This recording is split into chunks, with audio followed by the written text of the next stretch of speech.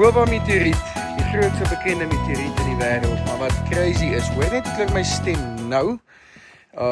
En ek gaan selfs hier langs die meteoriet staan en lekker hard praat. Hoor my stem, het klink heel normaal, wel tenminste vir my.